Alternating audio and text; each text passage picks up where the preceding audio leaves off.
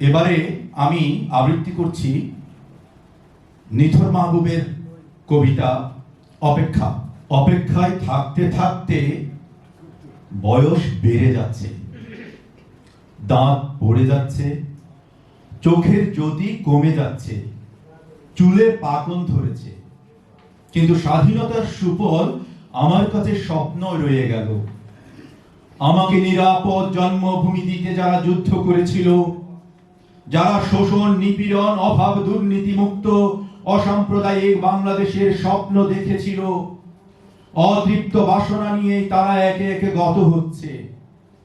স্বাধীনতার সুফল পেতে আমাদের আর কতকাল অপেক্ষা করতে হবে? স্বাধীন দেশে স্বদেশীদের তাণ্ডবে আমরা এখন দিশেহারা। ফুটপাতে, রাজপথে, হাটে, মাঠে, ঘাটে সবখানে অরাজকতা, ক্ষমতার শোষণ আর সাম্প্রদায়িক প্রীতি রাষ্ট্রকে করে রেখেছে খর্বাকৃতি।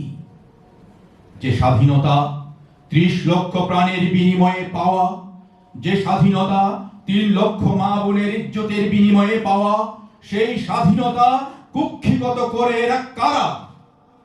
যুদ্ধ বেঁচে খায়, জনগণের রক্ত চুষে খায় এরা কারা? স্বাধীন দেশে শোষণ করার কেঁদে ওদের আস্কারা।